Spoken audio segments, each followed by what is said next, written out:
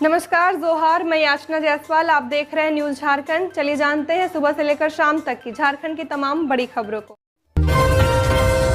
झारखंड में बच्चों के लापता होने की घटनाएं बढ़ी। अब चक्रधरपुर में 2 मासूम भाई लापता।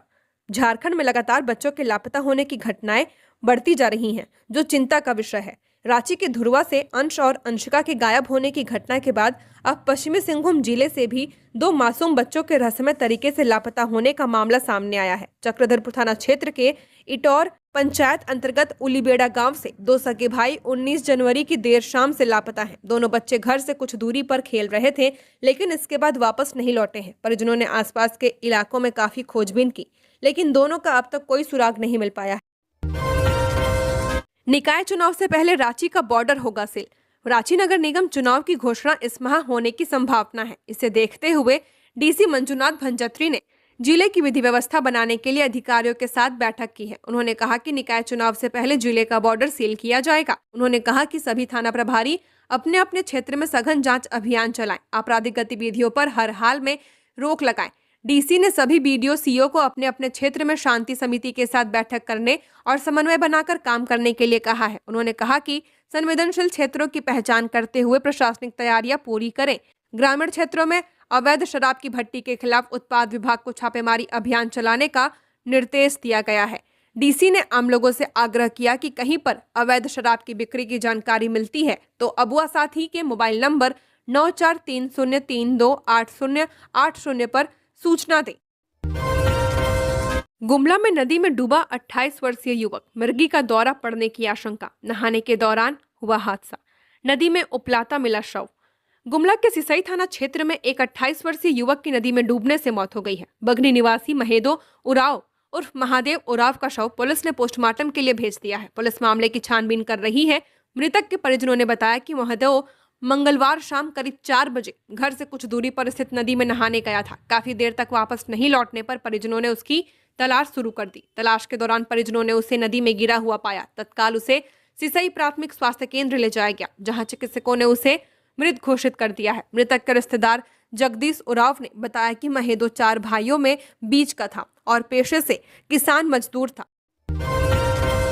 खुशखबरी, रांची में हो सकता है आईपीएल। कुछ मैचों की मेजबानी झारखंड क्रिकेट संघ को मिलने की उम्मीद।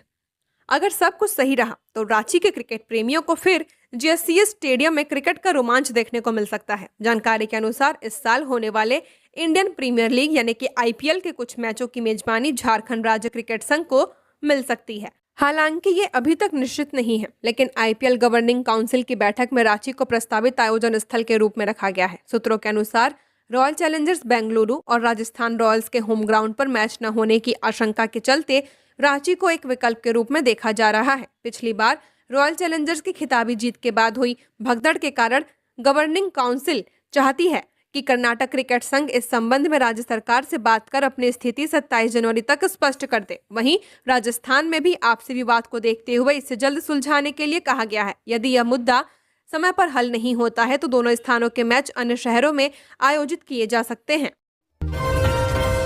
बैरिकेडिंग से दुकानदार परेशान, कारोबार हो रहा ठप। Ratu chamber of commerce.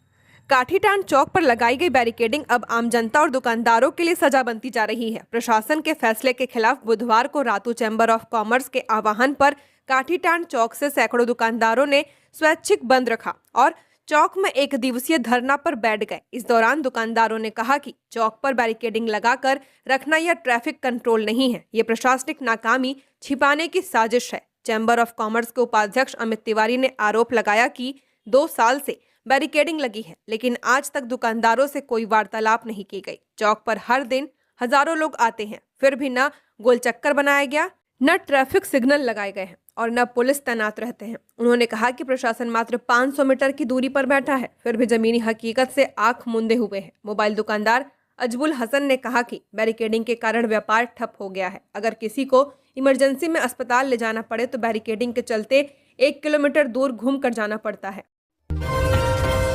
Palamu में सड़क हादसे में युवक की दर्दनाक मौत, अज्ञात वाहन ने मारी टक्कर। छतरपुर थाना क्षेत्र में मंगलवार की रात सड़क दुर्घटना में एक युवक की दर्दनाक मौत हो गई है। मृतक की पहचान छतरपुर थाना क्षेत्र के स्थानीय निवासी सत्यनारायण प्रसाद के 32 वर्षीय पुत्र दीपक कुमार के रूप में की गई है। घटना के बाद गंभीर रूप से घायल दीपक कुमार को इलाज के लिए छतरपुर अनुमंडलीय अस्पताल में भर्ती कराया गया है। वहां प्राथमिक उपचार के बाद उसकी गंभीर स्थिति को देखते हुए बेहतर इलाज के लिए मेदिनी राय मेडिकल कॉलेज अस्पताल रेफर कर दिया गया है, जहां चिकित्सकों ने उसे मृत घोषित कर दिया। बताया जाता है कि मंगलवार की रात करीब 8:30 बजे दीपक कुमार बाइक से बाजार कुछ सामान खरीदने जा रहा था। इसी दौरान रास्ते में पीछे से आए एक अज्ञात वाहन ने उसकी बाइक में जोरदार टक्कर मार दी। टक्कर लगने से वह बाइक से गिरकर गंभीर घायल हो गया। घटना के बाद से मृतक के स्वजनों का रो रो कर बुरा हाल है। शॉर्ट सर्किट से किराना दुकान में लगी आग। धनबाद के दुकानदार को 4 लाख का नुकसान, नगद समेत सारा सामान जलकर राख। धनबाद के बरवाडा थाना क्षेत्र के जानकी कॉम्प्लेक्स के पास स्थित दीपक किराना स्टोर में देर रात अचानक भीषण आग लग गई थी। आग इतनी तेजी से फैली कि देखते ही देखते पूरी दुकान इसकी चपेट में आ गई। घटना बुधवार तड़के करीब 3 बजे की बताई जा रही है, जब आसपास के लोगों ने दुकान से धुआं और आग की ऊंची लपटें उठती देखी। इसके बाद इलाके में अफरा तफरी मच गई और लोगों ने तुरंत बरवाडा थाना पुलिस को इसकी सूचना दी है। सूचना मिलते ही पुलिस मौके पर पहुंची और अग्निशमन विभाग को बुलाया गया। घटना की जानकारी मिलते ही अग्निशमन विभाग की टीम मौके पर पहुंची। आग पर काबू पाने के लिए दमकल कर्मियों को काफी मशक्कत करनी पड़ी। सकरी जगह और दुकान के भीतर रखे ज्वलनशील सामान के कारण आग तेजी से फैल गई। करीब 1 घंटे की कोशिश के बाद आग पर काबू पाया जा सका है। तब तक दुकान में रखा अधिकांश सामान जलकर राख हो चुका था। झारखंड में फिर लौटेगा ठंड का दौर। प्रदेश में वेस्टर्न डिस्टर्बेंस का असर, 3 डिग्री तक गिरेगा पारा। सर्द हवाओं से बढ़ेगी ठिठुरन। पश्चिमी विक्षोभ के प्रभाव से झारखंड में एक बार फिर ठंड बढ़ने के आसार हैं। मौसम विभाग के अनुसार अगले 2 दिनों में राज्य के न्यूनतम तापमान में 2 से 3 डिग्री सेल्सियस तक की गिरावट दर्ज की जा सकती है। इससे सुबह और रात के समय कोहरा और ठंडी हवाओं का असर ज्यादा महसूस होगा। राजधानी रांची सहित कई जिलों में दिन के समय धूप निकलने से थोड़ी राहत मिल सकती है, लेकिन हवा में ठंडक बनी रहेगी। मौसम वैज्ञानिकों के मुताबिक इस दौरान कुछ इलाकों में हल्के से मध्यम स्तर का कोहरा छाया रहेगा, जिससे दृश्यता प्रभावित हो सकती है। ठंड बढ़ने के कारण लोगों को गर्म कपड़ों का सहारा लेना पड़ रहा है। सुबह शाम सड़कों पर आवाजाही कम नजर आ रही है। राज्य में सबसे कम न्यूनतम तापमान मेदिनीनगर में 9.2 डिग्री सेल्सियस रिकॉर्ड किया गया है। वहीं राजधानी रांची का न्यूनतम तापमान 11 डिग्री सेल्सियस रहा, जिसमें पिछले 24 घंटे में करीब 2.6 डिग्री का गिरावट दर्ज किया गया है। जमशेदपुर में न्यूनतम तापमान 11.9, बोकारो में 11.1 और चाईबासा में 11 डिग्री सेल्सियस रहा। खुंटी में तापमान 8.6 डिग्री तक गिर गया, जबकि लोहरदगा में 9.2 और हजारीबाग में 9 डिग्री सेल्सियस दर्ज किया गया है। अधिकतम तापमान की बात करें तो चाईबासा में 31.2 डिग्री सेल्सियस के साथ सबसे ज्यादा गर्मी रही है, जबकि रांची में अधिकतम तापमान 26.6 डिग्री सेल्सियस रिकॉर्ड किया गया। देवघर में महाशिवरात्रि की तैयारियां शुरू। बसंत पंचमी पर मिथिलांचल के लोग चढ़ाएंगे तिलक, अर्पित करेंगे सलामी जल। वीआईपी दर्शन रहेगा बंद। महाशिवरात्रि से पहले 12 ज्योतिर्लिंगों में शामिल बाबा बैजनाथ धाम पूरी तरह शिवमय हो चुका है। बसंत पंचमी के दिन बाबा का तिलोकोत्सव होगा। इसके लिए मिथिलांचल से हजारों तिलक कहरू देवघर पहुंच चुके हैं। बाबा के तिलक और सलामी जल अर्पण की सदियों पुरानी परंपरा को निभाने के लिए श्रद्धालुओं का जनसैलाब लगातार बाबा धाम की ओर बढ़ रहा है। कांवर पारंपरिक वेशभूषा और भक्ति भाव के साथ पहुंचे तिलक कहरू बाबा को महाशिवरात्रि के विवाह का आमंत्रण देने आए हैं। बाबा नगरी में बोलबम और हर हर महादेव के जय घोष से पूरा माहौल भक्तिमय बना हुआ है। बसंत पंचमी पर बाबा बैजनाथ का तिलक करने की परंपरा मिथिला क्षेत्र में पीढ़ियों से चली आ रही है। समस्तीपुर, दरभंगा, मधुबनी समेत मिथिलांचल के गांवों से तिलकहरू पैदल यात्रा करते हुए अपने सुल्तानगंज पहुंचते हैं। वहां से गंगा जल भरकर करीब 100 से 105 किलोमीटर की कठिन पदयात्रा कर देवघर आते हैं। 200 रुपए से कम बैलेंस तो तुरंत कट रही बिजली, पेमेंट के बाद आने में देरी।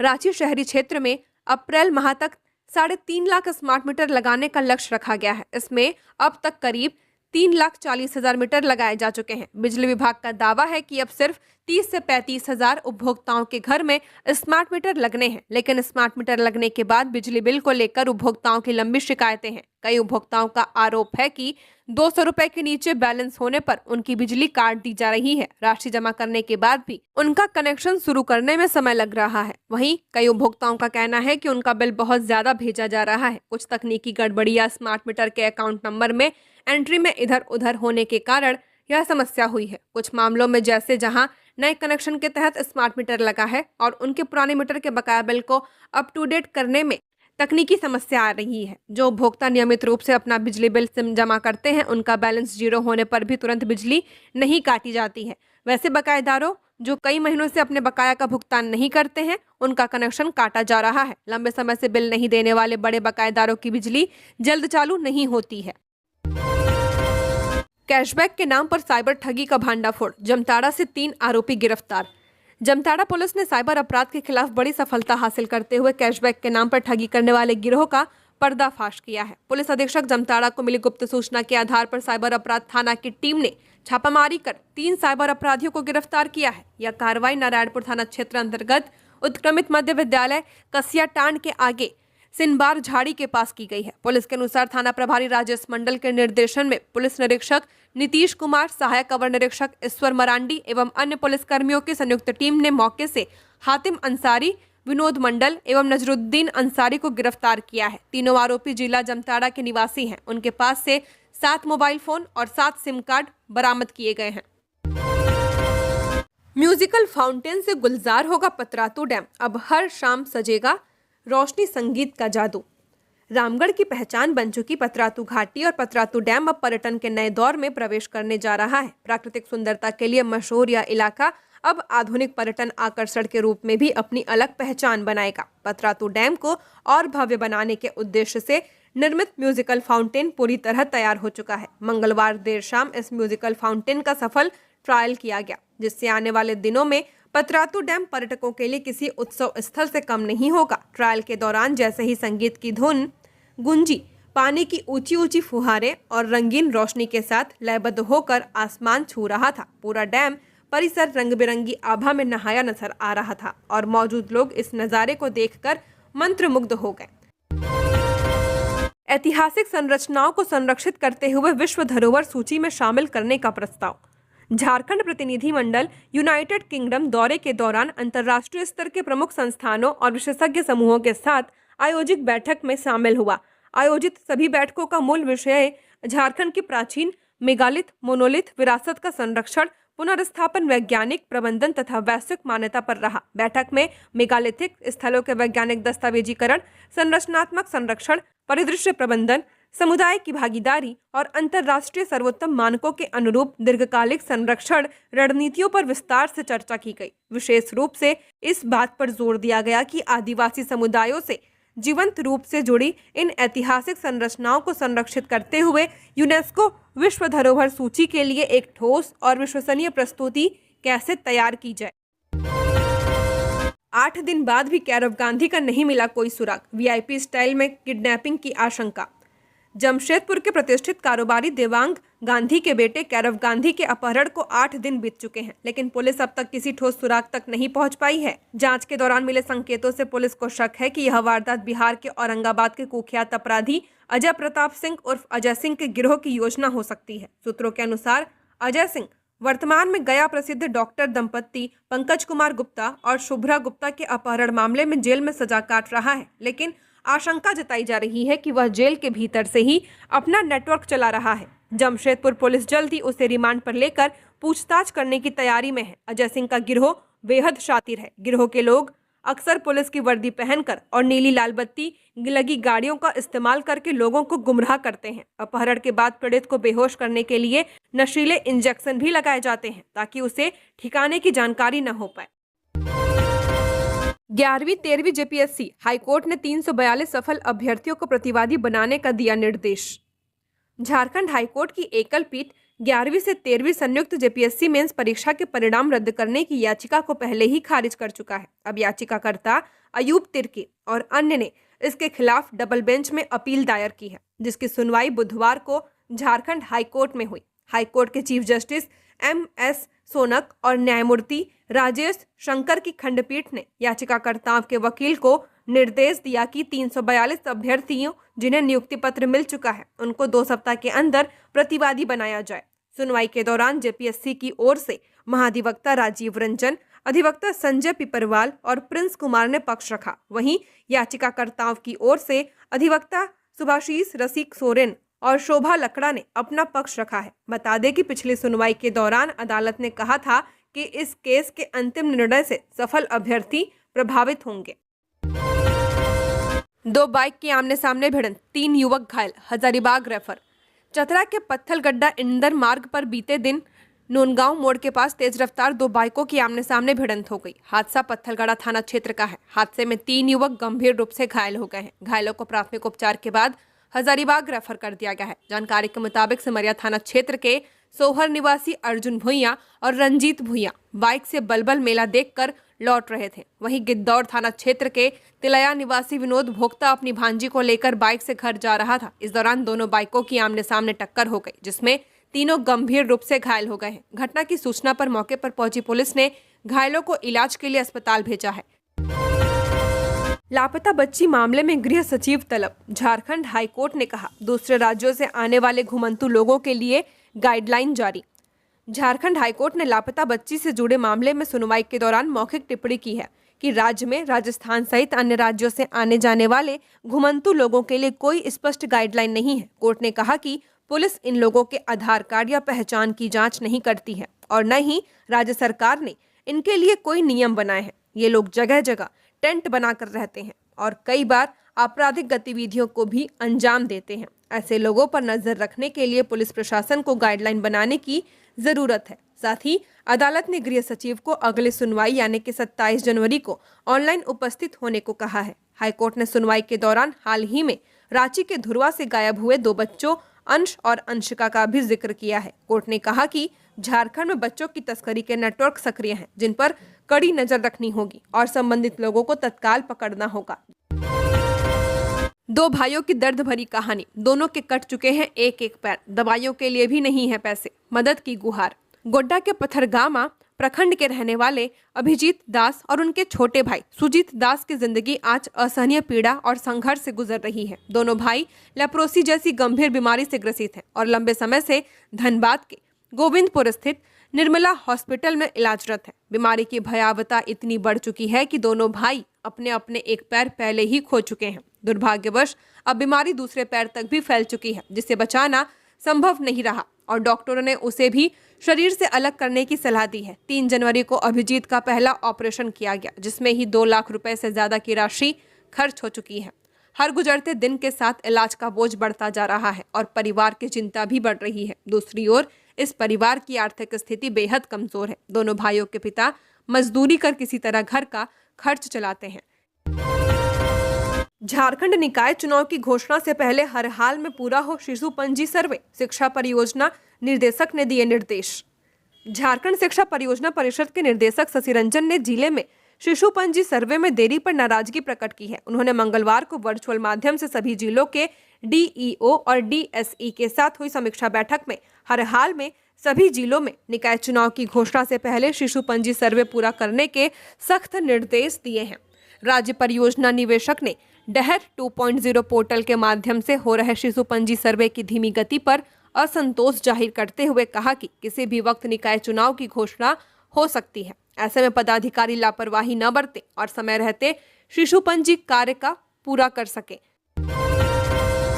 टोल नहीं चुकाया तो गाड़ी नहीं बेच पाएंगे, एनओसी और फिटनेस सर्टिफिकेट जारी नहीं होगा, नेशनल परमिट भी नहीं मिलेगा। सरकार ने मंगलवार को नेशनल हाईवे पर टोल नियम सख्त कर दिए हैं। अब टोल न चुकाने वाले वाहनों को एनओसी, फिटनेस सर्टिफिकेट और नेशनल परमिट जैसी सेवाएं नहीं मिलेंगी। यह बदलाव सेंट्रल मोटर व्हीकल्स रूल्स 2026 के तहत किए गए हैं। इसका मकसद इलेक्ट्रॉनिक टोल कलेक्शन मजबूत करना और टोल चोरी रोकना है। कई बार नेशनल हाईवे के टोल प्लाजा पर गाड़ी का फास्टैग स्कैन होने पर टेक्निकल खामी की वजह से टोल नहीं कट पाता। फास्टैग में बैलेंस कम होने पर भी गाड़ियां टोल क्रॉस कर जाती हैं। अब ऐसे वाहनों की बकाया राशि गाड़ी के रिकॉर्ड से जुड़ जाएगी। नए नियमों के लागू होने के बाद अगर किसी गाड़ी पर टोल का बकाया मिलता है तो उसकी ये सर्विसेज रोकी जाएंगी।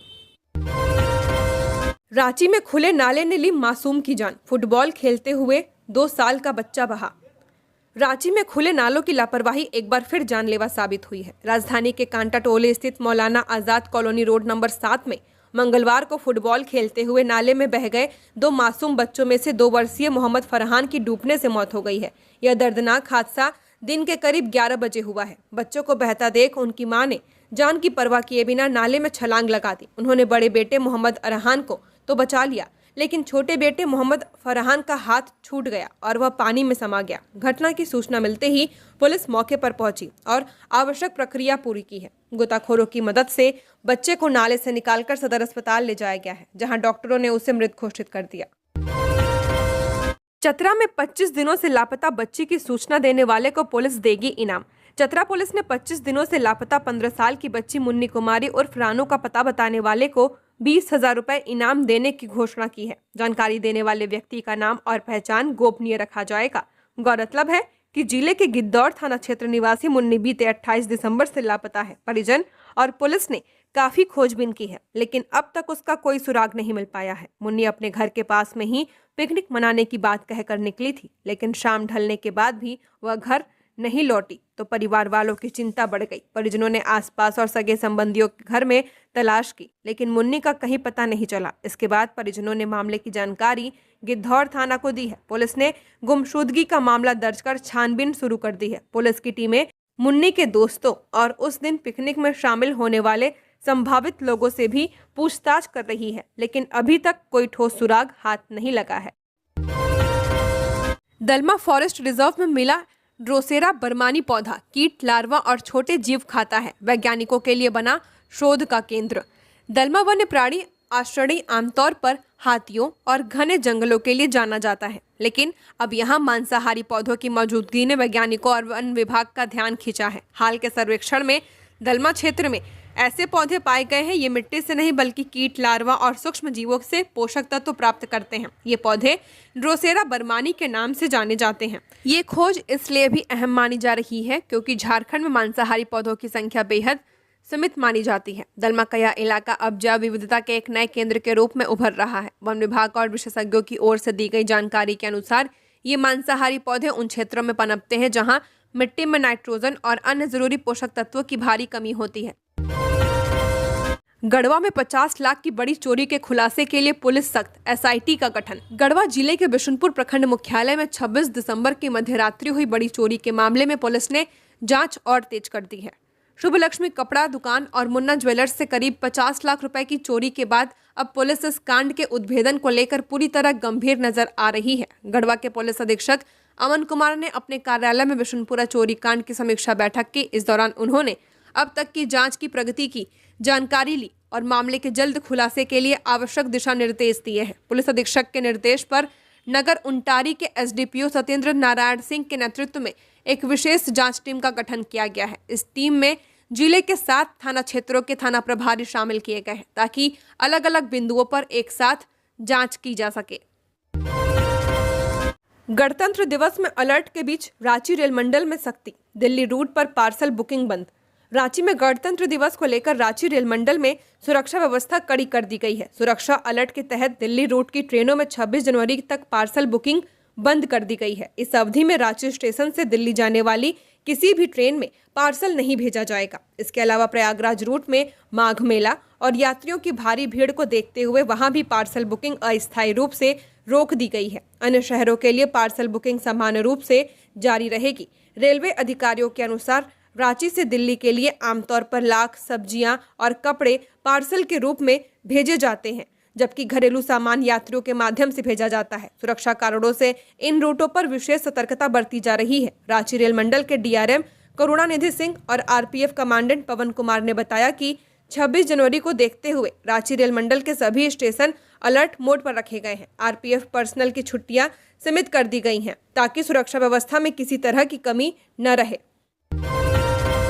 चाईबासा में संक्रमित रक्त चढ़ने से परिवार एचआईवी पॉजिटिव, दंपति और बच्चा संक्रमित। सदर अस्पताल के ब्लड बैंक स्टाफ पर लगाया गया आरोप। पश्चिमी सिंहभूम जिले में सरकारी स्वास्थ्य व्यवस्था की गंभीर लापरवाही का एक मामला सामने आया है। चाईबासा सदर अस्पताल के ब्लड बैंक से कथित रूप से संक्रमित रक्त चढ़ाए जाने के बाद एक ही परिवार के 3 सदस्य पति, पत्नी और उनका बच्चा एचआईवी पॉजिटिव पाए गए हैं। पीड़ित परिवार के अनुसार जनवरी 2023 में महिला की पहली डिलीवरी चाईबासा सदर अस्पताल में सिजेरियन ऑपरेशन के जरिए हुई थी। प्रसव के दौरान अधिक रक्तस्राव होने के कारण अस्पताल के ब्लड बैंक से उसे रक्त चढ़ाया गया था। परिवार का आरोप है कि उसी समय महिला को संक्रमित रक्त दिया गया, जिसके कारण पूरा परिवार बाद में संक्रमण की चपेट में आ गया। मामले का खुलासा तब हुआ जब जून 2025 में महिला दूसरी बार गर्भवती हुई। नियमित जांच के दौरान उसकी रिपोर्ट HIV पॉजिटिव पाई गई। इसके बाद जब पति की जांच कराई गई तो वह भी संक्रमित निकला। 2 जनवरी 2026 को महिला ने दूसरे बच्चे को जन्म दिया है। इस बीच अब उनका बड़ा बच्चा गंभीर रूप से बीमार पड़ा। उसकी जांच कराई गई तो वह भी HIV पॉजिटिव पाया गया है, जिससे परिवार पूरी तरह टूट गया। मानहानि मुकदमे का मामला, विधायक सत्येंद्र नाथ तिवारी ने कहा, मैं अपनी बातों पर हूं कायम। गढ़वा बीजेपी विधायक सत्येंद्र नाथ तिवारी के खिलाफ दायर मानहानि मामले का मुद्दा अब गर्माता जा रहा है। पूर्व मंत्री सह JMM के केंद्रीय महासचिव मिथिलेश ठाकुर के द्वारा दायर याचिका के बाद विधायक का बयान सामने आया है। उनका कहना है कि मैं आज भी अपनी बात पर कायम हूं। दरअसल पूर्व मंत्री सह JMM के केंद्रीय महासचिव मिथिलेश ठाकुर ने गढ़वा से भाजपा विधायक पर मानहानि की याचिका दायर की है। पूर्व मंत्री के द्वारा यह दूसरी बार विधायक पर याचिका दायर की गई है। इस मामले में अब भाजपा विधायक सत्येंद्र नाथ तिवारी का बयान भी सामने आ गया है। उन्होंने कहा कि मैं आज भी अपनी बात पर कायम हूं। पूर्व मंत्री मिथिलेश ठाकुर के पिता कभी भी स्वतंत्रता सेनानी नहीं रहे हैं। वे फॉरेस्ट विभाग में काम करते थे। वे गढ़वा में भी काम कर चुके हैं। गजबे है धनबाद का शिक्षा मॉडल, परीक्षा में मोबाइल देख छापी जा रही कॉपी।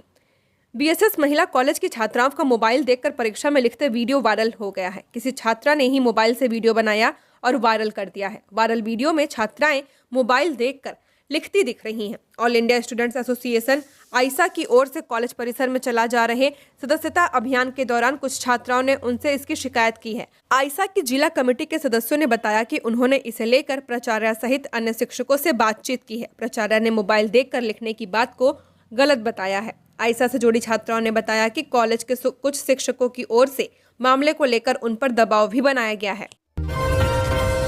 कन्हैया मित्तल के श्याम भजनों पर झूमी झुमरी तिलैया, भजन साधना भी सम्मानजनक पेशा भी। श्याम बाबा पर आएगी AI जनरेटेड फिल्म। सुप्रसिद्ध श्याम भजन गायक कन्हैया मित्तल ने झुमरी तिलैया में अपनी भजन से भक्तों को भाव विभोर कर दिया। प्रखंड मैदान में आयोजित इस भव्य आयोजन में हजारों की संख्या में श्याम भक्त उमड़े। महिला, पुरुष, युवा और बुजुर्ग सभी देर रात तक भजनों में डूबे नजर आए। आयोजन स्थल पर विशाल पंडाल और भव्य मंच बनाया गया था, जहां खाटू श्याम का दरबार आकर्षक ढंग से सजाया गया था। कार्यक्रम से पूर्व 2 दिनों तक विधि विधान से पूजा अर्चना की गई थी। समापन अवसर पर जैसे ही कन्हैया मित्तल मंच पर पहुंचे, पूरा पंडाल श्याम बाबा की जय के जय घोष से गूंज उठा। करीब 2.5 घंटे तक चली भजन संध्या में कन्हैया मित्तल ने एक से बढ़कर एक श्याम भजन प्रस्तुत किए हैं। उनके भजनों पर श्रद्धालु झूमते और भक्ति में लीन नजर आए। झारखंड की और खबरों के लिए बने रहिए हमारे साथ। हमारे चैनल न्यूज़ झारखंड पर चैनल को सब्सक्राइब करें, साथ बेल आइकन को प्रेस करें। नमस्कार।